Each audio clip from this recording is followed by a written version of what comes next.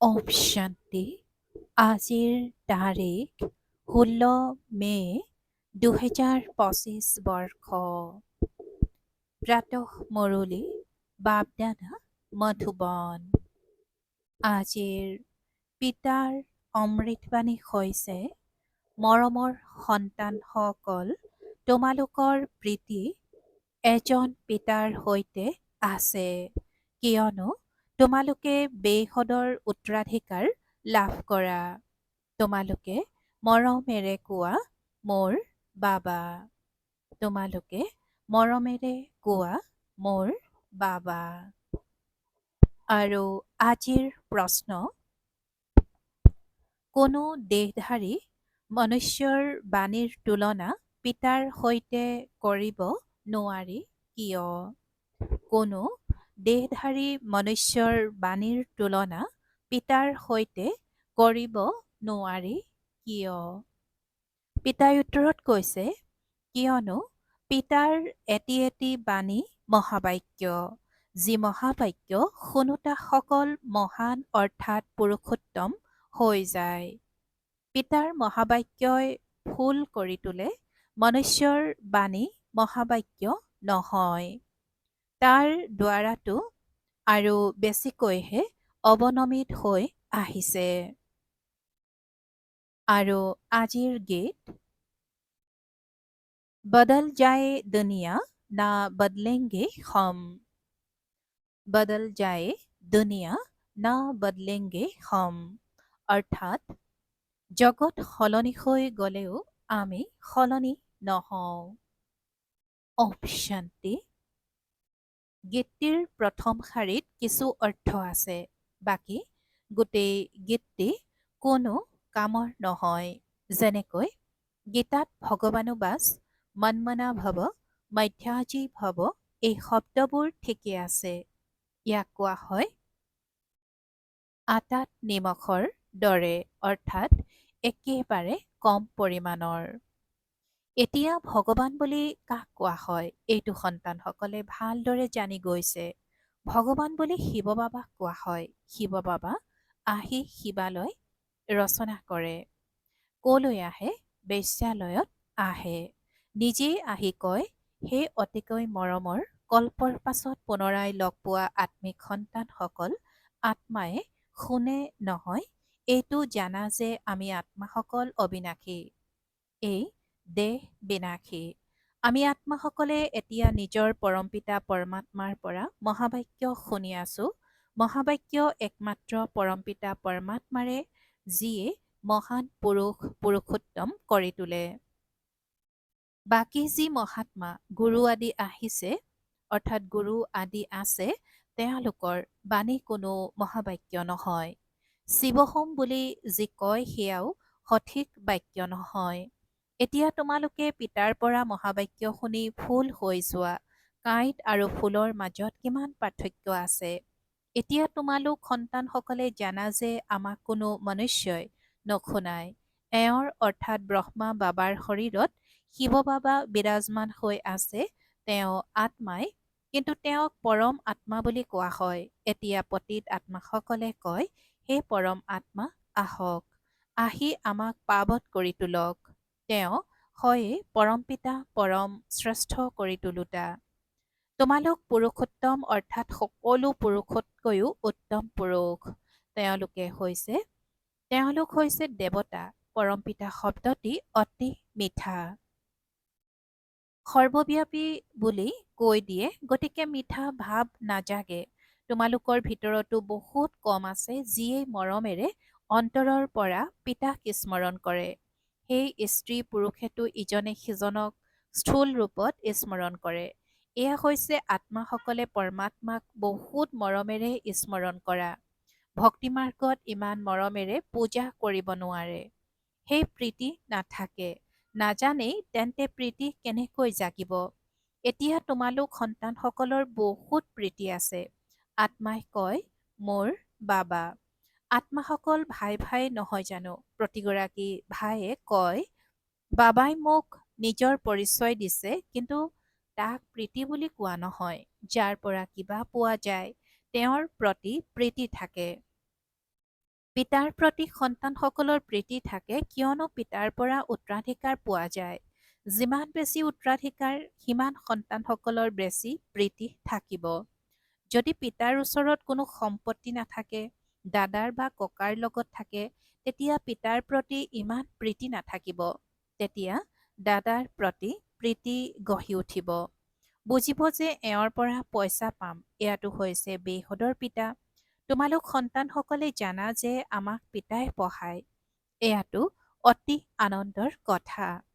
ভগৱান আমাৰ পিতা হয়, যিজন ৰচয়িতা পিতা কোনেও নাজানে, নজনাৰ বাবে আকৌ নিজকে পিতা বুলি কৈ দিয়ে।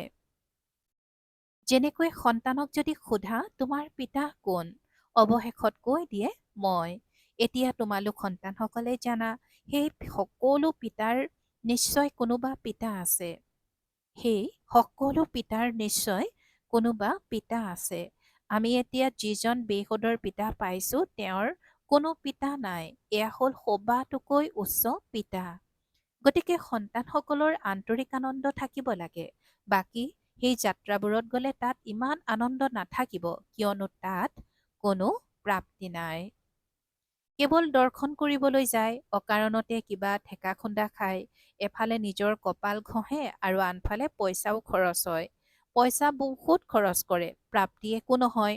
ভক্তি মাৰ্গত যদি আমদানি হ'লহেঁতেন তেন্তে ভাৰতবাসী বহুত চহকী হৈ গ'লহেঁতেন। এই মন্দিৰ আদি সাজিবলৈ কোটি টকা খৰচ কৰে। তোমালোকৰ সোমনাথ মন্দিৰ এটাই নাছিল, সকলো ৰজাৰ ওচৰত মন্দিৰ আছিল। তোমালোকক কিমান পইচা দিছিলোঁ। ৫,০০০ বছৰ পূৰ্বে তোমালোকক বিশ্বৰ মালিক কৰি তুলিছিলোঁ। একমাত্ৰ পিতাইহে এনেকৈ কয়, আজিৰ পৰা ৫,০০০ বছৰ পূৰ্বে তোমালোকক ৰাজযোগ শিকাই এনেকুৱা দেৱী দেৱতা কৰি তুলিছিলোঁ। এতিয়া তোমালোক কি হৈ গলা? বুদ্ধিত উদয় হোৱা উচিত নহয় জানো? আমি কিমান উচ্চ আছিলোঁ। পুনৰ্জন্ম লৈ লৈ একেবাৰে তলত আহি গৈছোঁ, কৰিতুল্য হৈ গৈছোঁ। পুনৰ এতিয়া আমি পিতাৰ ওচৰলৈ যাওঁ, যিজন পিতাই আমাক বিশ্বৰ মালিক কৰি তোলে। এয়া এটাই যাত্ৰা, যেতিয়া আত্মাসকলে পিতাক পায়। গতিকে অন্তৰত সেই প্ৰীতি থাকিব লাগে। তোমালোক সন্তানসকল যেতিয়া ইয়ালৈ আহা, তেতিয়া বুদ্ধিত থাকিব লাগে যে আমি সেইজন পিতাৰ ওচৰলৈ যাওঁ, যাৰ পৰা আমি আকৌ বিশ্বৰ বাদশ্বাহী পাওঁ। পিতাই আজি কৈছে যে তোমালোক সন্তানসকল যেতিয়া ইয়ালৈ আহা, তেতিয়া বুদ্ধিত থাকিব লাগে যে আমি সেইজন পিতাৰ ওচৰলৈ যাওঁ, যাৰ পৰা আমি আকৌ বিশ্বৰ বাদশ্বাহী পাওঁ। সেইজন পিতাই আমাক শিক্ষা দিয়ে।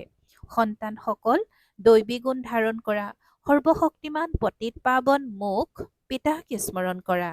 মই কল্পই কল্পই আহি কওঁ যে মা মেকম, অৰ্থাৎ কেৱল মোক স্মৰণ কৰা, তেতিয়া বিকৰ্ম বিনাশ হ'ব। অন্তৰত এইটো উদয় হ'ব লাগে যে আমি বেহদৰ পিতাৰ ওচৰলৈ আহিছোঁ।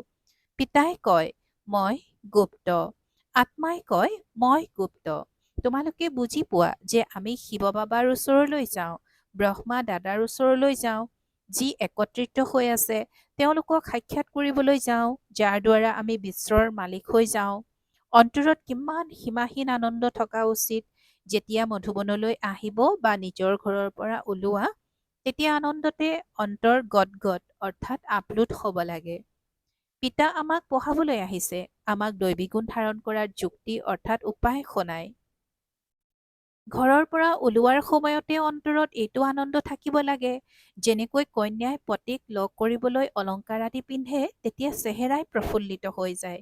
তেওঁলোকে চেহেৰা প্ৰফুল্লিত কৰে দুখ পাবলৈ। তোমালোকৰ চেহেৰা প্ৰফুল্লিত হয় সদায় সুখ পাবৰ কাৰণে। গতিকে এনেকুৱা পিতাৰ ওচৰলৈ অহাৰ সময়ত কিমান আনন্দিত হোৱা উচিত। এতিয়া আমি বেহদৰ পিতাক পাইছোঁ। সত্যযুগলৈ গ'লে আকৌ ডিগ্ৰী কম হৈ যাব। এতিয়াতো তোমালোক ব্ৰাহ্মণ, ঈশ্বৰীয় সন্তান হোৱা। ভগৱানে বহি পঢ়ায়, তেওঁ আমাৰ পিতাও হয়, শিক্ষকো হয়। পঢ়াই আকৌ পাৱন কৰি লগতো লৈ যাব। আমি আত্মাসকল এতিয়া এই শ্ৰী ৰাৱণ ৰাজ্যৰ পৰা মুক্ত হওঁ। অন্তৰ অপাৰ আনন্দিত হোৱা উচিত। যিহেতু পিতাই বিশ্বৰ মালিক কৰি তোলে, তেন্তে কিমান ভালকৈ পঢ়া উচিত। বিদ্যাৰ্থীয়ে ভালদৰে পঢ়িলে তেতিয়া ভাল নম্বৰ লৈ উত্তীৰ্ণ হয়। সন্তানসকলে কয়, বাবা আমিতো শ্ৰীনাৰায়ণ হ'ম। এয়া হয়ে সত্যনাৰায়ণৰ কথা, অৰ্থাৎ নৰৰ পৰা নাৰায়ণ হোৱাৰ কথা কাহিনী। কথা অৰ্থাৎ কাহিনী। সেই মিছা কথাবোৰ জন্ম জন্মান্তৰ শুনি আহিছা। এতিয়া পিতাৰ পৰা তোমালোকে এবাৰেই সত্য কথা শুনা, সেয়া আকৌ ভক্তি মাৰ্গত প্ৰচলিত হৈ থাকে। যেনেকৈ শিৱ বাবাই জন্ম ল'লে, তেওঁৰ আকৌ বছৰে বছৰে জয়ন্তী পালন কৰি আহিছে। তেওঁ কেতিয়া আহিল, কি কৰিলে সেয়া একোৱেই নাজানে। বাৰু, কৃষ্ণ জয়ন্তী পালন কৰে, তেওঁ কেতিয়া আহিল, কেনেকৈ আহিল একোৱেই গম নাপায়। এনেকৈ কয় যে কংসপুৰীলৈ আহে। এতিয়া তেওঁ পতিত সৃষ্টিত কেনেকৈ জন্ম ল'ব? সন্তানসকল কিমান আনন্দিত হোৱা উচিত। আমি বেহদৰ পিতাৰ ওচৰলৈ যাওঁ, অনুভৱো শুনাই নহয়। মোৰ অমুকৰ দ্বাৰা কাৰ লাগিল অৰ্থাৎ জ্ঞান পালো, বাবা আহিছে। বছ, সেইদিন ধৰি মই পিতাকেই স্মৰণ কৰোঁ। এয়া হ'ল তোমালোকৰ অতিকৈ শ্ৰেষ্ঠ পিতাৰ ওচৰলৈ অহাৰ যাত্ৰা। বাবাটো শ্ৰোতন্য, সন্তানসকলৰ ওচৰলৈ যায়ো, সেয়া হ'ল জড়যাত্ৰা। আৰু ইয়াততো পিতা শ্ৰোতন্য হয়। যেনেকৈ আমি আত্মাসকলে কথা কওঁ, তেনেকৈ তেওঁ পৰমাত্মা পিতায়ো শৰীৰৰ দ্বাৰা কথা কয়। এই পঢ়া হৈছে ভৱিষ্যত 21 জন্ম শৰীৰ নিৰ্বাহৰ কাৰণে। সেয়া অৰ্থাৎ লৌকিকৰ পঢ়া, কেৱল এইটো জন্মৰ বাবে। এতিয়া কোনটো পঢ়া পঢ়িব লাগে বা কোনটো বেপাৰ কৰিব লাগে, পিতাই কয় দুয়োটা কৰা। সন্যাসীসকলৰ দৰে ঘৰ সংসাৰ এৰি জংঘললৈ যাব নালাগে। এয়াতো পবিত্ৰী মাৰ্গ নহয় জানো? এই পঢ়া অৰ্থাৎ স্ত্ৰী পুৰুষ দুয়োৰে কাৰণে। সকলোৱেতো নপঢ়িব, কোনোবাই ভালকৈ পঢ়িব, কোনোবাই কমকৈ, কাৰোবাৰ একেবাৰে তৎক্ষণাৎ কাৰ লাগি যাব, কোনোবাতো গৰম টাৱাৰ দৰে, অৰ্থাৎ গৰম টাৱাত পানী দিলে শুকাই যোৱাৰ লেখীয়া বুদ্ধিত জ্ঞান ধাৰণ নহয়, কেৱল কৈ থাকিব। কোনোবাই কয় হয়, মই বুজিবলৈ চেষ্টা কৰিম, কোনোবাই কয় এয়াতো একান্তত বুজিবলগীয়া কথা, বছ তাৰ পাছত নাইকিয়া হৈ যাব। কাৰোবাৰ জ্ঞানৰ কাৰ লাগিলে তেতিয়া তৎক্ষণাৎ আহি বুজিব। কোনোবাই আকৌ কব মোৰ আজৰি নাই, তেন্তে বুজিবা কাৰ লগা নাই। চোৱা, বাবাই অৰ্থাৎ ব্ৰহ্মা বাবাই কাৰ লগাৰ জ্ঞান পোৱাৰ লগে লগে সকলো তৎক্ষণাৎ এৰি দিলে নহয়, বুজি পালে বাদচাহী পোৱা যায়। তাৰ তুলনাত এয়া কি? মইতো পিতাৰ পৰা বাদচাহী ল'ব লাগে। এতিয়া পিতাই কয় সেই পেছাগত কাম কাজ আদিও কৰা, কেৱল এসপ্তাহ এই জ্ঞান ভালদৰে বুজি লোৱা। গৃহস্থালীৰো তত্বাৱধান ল'ব লাগে, ৰচনাৰ প্ৰতিপালনো কৰিব লাগে। তেওঁলোকেতো অৰ্থাৎ সন্যাসীয়ে ৰচনা কৰি আকৌ পলাই যায়। পিতাই কয় তোমালোকে ৰচনা কৰিছা যেতিয়া ভালদৰে তত্বাৱধান লোৱা। যদি স্ত্ৰী বা সন্তানে তোমাৰ কথা মানে, তেন্তে স্ত্ৰীগৰাকী ভাল আৰু সন্তানটিও ভাল। যদি নুবুজে তেন্তে কুসন্তান।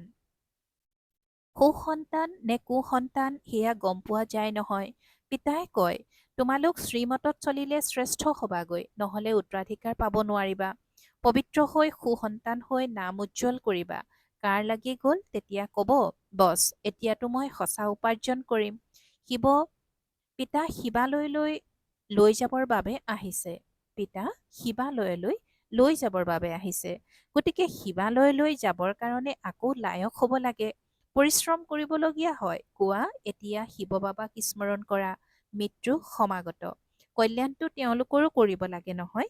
কোৱা এতিয়া স্মৰণ কৰা, তেতিয়া বিকৰ্ম বিনাশ হ'ব। তোমালোক কন্যাসকলৰ কৰ্তব্য হ'ল নিজৰ ঘৰ আৰু শহুৰৰ ঘৰক উদ্ধাৰ কৰা। যেতিয়াই তোমালোকক মতা হয়, তোমালোকৰ কৰ্তব্য হ'ল তেওঁলোকৰ কল্যাণ কৰা, দয়াশীল হ'ব লাগে। পতিত তমোপ্ৰধান মনুষ্যক শতপ্ৰধান হোৱাৰ ৰাস্তা দেখুৱাব লাগে। তোমালোকে জানা প্ৰতিটো বস্তু নতুনৰ পৰা পুৰণা নিশ্চয় হ'ব। নৰকত সকলো পতিত আত্মা, সেইবাবেতো গংগাত স্নান কৰি পবিত্ৰ হ'বলৈ যায়। প্ৰথমেতো বুজক যে আমি পতিত, সেইবাবে পাৱন হ'ব লাগে। পিতাই আত্মাসকলক কয় মোক স্মৰণ কৰা, তেতিয়া তোমালোকৰ পাপ নাশ হৈ যাব। সাধু সন্ত আদি যিয়ে আছে সকলোকে মোৰ এই বাৰ্তা দিয়া যে পিতাই কয় মোক স্মৰণ কৰা। এই যোগ অগ্নিৰ দ্বাৰা অথবা স্মৃতিৰ যাত্ৰাৰ দ্বাৰা তোমালোকৰ খাদ অৰ্থাৎ আত্মাৰ বিকাৰৰ লেপ আঁতৰি যাব। পিতাই আজি কৈছে যে সাধু সন্ত আদি যিয়ে আছে সকলোকে মোৰ এই বাৰ্তা দিয়া যে পিতাই কয় মোক স্মৰণ কৰা। এই যোগ অগ্নিৰ দ্বাৰা অথবা স্মৃতিৰ যাত্ৰাৰ দ্বাৰা তোমালোকৰ খাদ অৰ্থাৎ আত্মাৰ বিকাৰৰ লেপ আঁতৰি যাব। তোমালোক পবিত্ৰ হৈ মোৰ ওচৰলৈ আহি যাবা। মই তোমালোক সকলোকে লগত লৈ যাম। যেনেকৈ বৃশ্চিক বগাই গৈ থাকে, য'ত কোমল বস্তু দেখা পায় তাতে দংশন কৰি দিয়ে। পাথৰত দংশন কৰি কি কৰিব? তোমালোকেও পিতাৰ পৰিচয় দিয়া। এইটো পিতাই বুজাইছে। মোৰ ভক্তসকল ক'ত থাকে? শিৱৰ মন্দিৰত, কৃষ্ণৰ মন্দিৰত, লক্ষ্মীনাৰায়ণৰ মন্দিৰত। ভক্তসকলে মোৰ ভক্তি কৰি থাকে। মোৰেই সন্তান হয় নহয়, মোৰ পৰাই ৰাজ্য লৈছিল। এতিয়া পূজ্যৰ পৰা পূজাৰী হৈ গৈছে। দেৱতাসকলৰ ভক্ত হয় নহয়। 1 নম্বৰ হৈছে শিৱৰ অবিভেচাৰী ভক্তি। পুনৰ অৱনমিত হৈ হৈ এতিয়াতো ভূত অৰ্থাৎ 5 তত্ত্বৰ পূজা কৰিবলৈ ধৰিছে। শিৱৰ পূজাৰীসকলক বুজাবলৈ সহজ হয়। এই সকলো আত্মাৰ পিতা হৈছে শিৱ বাবা। স্বৰ্গৰ উত্তৰাধিকাৰ দিয়ে। এতিয়া পিতাই কয়, মোক স্মৰণ কৰিলেহে বিকৰ্ম বিনাশ হ'ব। মই তোমালোকক এই বাৰ্তা দিওঁ। এতিয়া পিতাই কয়, পতিত পাৱন জ্ঞানৰ সাগৰ মই হওঁ। জ্ঞানো শুনাই আছো। পাৱন হ'বৰ কাৰণে যোগো শিকাই আছো। ব্ৰহ্মাৰ শৰীৰৰ দ্বাৰা বাৰ্তা দি আছো যে মোক স্মৰণ কৰা। নিজৰ 84 জন্মক স্মৰণ কৰা। তোমালোকে ভক্তসকলক মন্দিৰত আছে কুম্ভ মেলাত পাবা। তোমালোকে ভক্তসকলক মন্দিৰত আৰু কুম্ভ মেলাত পাবা। তাত তোমালোকে বুজাব পাৰা পতিত পাৱন গংগা নে পৰমাত্মা। গতিকে সন্তানসকলৰ এইটো আনন্দ থকা উচিত যে আমি কাৰ ওচৰলৈ যাওঁ, কিমান সাধাৰণ, কি মহিমা কৰি দেখুৱাব। শিৱ বাবাই কি কৰিব যে গণ্যমান্য ব্যক্তিৰ দৰে দেখা যাব। শিৱ বাবাই কি কৰিব যে গণ্যমান্য ব্যক্তিৰ দৰে দেখা যাব। সন্ন্যাসীয়ে কাপোৰটো পিন্ধিব নোৱাৰে। পিতাই কয়, মইতো সাধাৰণ শৰীৰ লওঁ। তোমালোকে ৰায় দিয়াচোন, মই কি কৰোঁ? এই ৰথখনৰ কি শোভা বৰ্ধন কৰোঁ। তেওঁলোকে হুছেইনৰ ঘোঁৰা উলিয়াই ঘোঁৰাক শোভনীয় কৰি তোলে। ইয়াত শিৱ বাবাৰ ৰথক আকৌ ষাঁড় গৰু কৰি দিছে। ষাঁড়ৰ মস্তকত গোল গোল শিৱৰ চিত্ৰ দেখুৱায়। এতিয়া শিৱ বাবা ষাঁড় গৰুত ক'ৰ পৰা আহিব? মন্দিৰত ষাঁড় গৰু কিয় ৰাখিছে? শংকৰৰ বাহন বুলি কয়। সূক্ষ্মলোকত শংকৰৰ বাহন থাকে জানো? এয়া সকলো হৈছে ভক্তিমাৰ্গ, যিটো ড্ৰামাত নিৰ্ধাৰিত হৈ আছে। ভাল বাৰু। অতি মৰমৰ কল্পৰ পাছত পুনৰাই মিলিত হোৱা সন্তানসকলৰ প্ৰতি মাতা পিতা বাপ দাদাৰ স্নেহপূৰ্ণ স্মৰণ আৰু সুপ্ৰভাত। আত্মিক পিতাৰ আত্মিক সন্তানসকলৰ প্ৰতি নমস্কাৰ আৰু আত্মিক সন্তানসকলৰ আত্মিক মাত পিতা আৰু বাপ দাদাৰ প্ৰতি স্নেহপূৰ্ণ স্মৰণ আৰু সুপ্ৰভাত আৰু নমস্কাৰ নমস্কাৰ নমস্কাৰ। আৰু আজিৰ ধাৰণাৰ বাবে মুখ্য সাৰ প্ৰথমতে নিজে নিজৰ সৈতে প্ৰতিজ্ঞা কৰিব লাগে যে মই সঁচা উপাৰ্জন কৰিম। এতিয়া মই সঁচা উপাৰ্জন কৰিম। নিজক শিৱালয়লৈ যোৱাৰ লায়ক কৰি তুলিম। নিজক শিৱালয়লৈ যোৱাৰ লায়ক কৰি তুলিম। সুসন্তান হৈ শ্ৰীমতত চলি পিতাৰ নাম উজ্জ্বল কৰিম। দ্বিতীয়তে দয়াশীল হৈ তমোপ্ৰধান মনুষ্যক সতোপ্ৰধান কৰি তুলিব লাগে। সকলোৰে কল্যাণ কৰিব লাগে। মৃত্যুৰ আগতে সকলোকে পিতাৰ স্মৃতি সোঁৱৰাই দিব লাগে। আৰু আজিৰ বৰদান, প্ৰত্যেক মনুষ্য আত্মাক নিজৰ তিনিওকালৰ দৰ্শন কৰাওঁতা দিব্য দৰ্পণ হোৱা। প্ৰত্যেক মনুষ্য আত্মাক নিজৰ তিনিওকালৰ দৰ্শন কৰাওঁতা দিব্য দৰ্পণ হোৱা। আৰু আজিৰ বৰদানৰ ব্যাখ্যা, তোমালোক সন্তানসকলৰ এতিয়া এনে দিব্য দৰ্পণ হোৱা, যি দৰ্পণৰ দ্বাৰা প্ৰত্যেক মনুষ্য আত্মাই নিজৰ তিনিওকালৰ দৰ্শন কৰিব পাৰে। তেওঁলোকে স্পষ্টকৈ দেখা পাওক যে কি আছিলোঁ। তেওঁলোকে স্পষ্টকৈ দেখা পাওক যে কি আছিলোঁ আৰু এতিয়া কি হওঁ, ভৱিষ্যতে কি হ'ব লাগে। যেতিয়া জানিব অৰ্থাৎ অনুভৱ কৰিব আৰু দেখিব যে মুক্তিলৈ যোৱাৰ বা স্বৰ্গলৈ যোৱাৰ অনেক জন্মৰ যি তৃষ্ণা বা আশা সেয়া এতিয়া পূৰ্ণ হ'ব, তেতিয়া সহজে পিতাৰ পৰা উত্তৰাধিকাৰ ল'বলৈ আকৰ্ষিত হৈ আহিব। আৰু আজিৰ শ্লোগান, এক বল এক ভৰসা, এই পাঠটি সদায় দৃঢ় কৰি ৰাখা, তেতিয়া ভৱ সাগৰৰ মাজৰ পৰা সহজে ওলাই যাবা। এক বল এক ভৰসা, এই পাঠটি সদায় দৃঢ় কৰি ৰাখা, তেতিয়া ভৱ সাগৰৰ মাজৰ পৰা সহজে ওলাই যাবা। ওম শান্তি। আৰু আজিৰ অব্যক্ত সংকেত, আত্মিক আভিজাত্য আৰু পবিত্ৰতাৰ ব্যক্তিত্ব ধাৰণ কৰিবলৈ আজিৰ অব্যক্ত সংকেত। উত্তৰাধিকাৰী গুণধাৰী তেতিয়া প্ৰত্যক্ষ হ'ব। উত্তৰাধিকাৰী গুণধাৰী তেতিয়া প্ৰত্যক্ষ হ'ব যেতিয়া তোমালোকে নিজৰ পবিত্ৰতাৰ আভিজাত্যত থাকিবা, ক'তো সদৰ আকৰ্ষণত দৃষ্টি আকৰ্ষিত নহ'ব। উত্তৰাধিকাৰী অৰ্থাৎ অধিকাৰী, গতিকে যি ইয়াত সদায় অধিকাৰীৰ স্থিতিত থাকে, কেতিয়াও মায়াৰ অধীন নহয়, অধিকাৰীবোধৰ শুভ নিচাত থাকে, এনেকুৱা অধিকাৰীৰ স্থিতিধাৰীয়ে তাতো অধিকাৰী হয়। অহ শান্তি।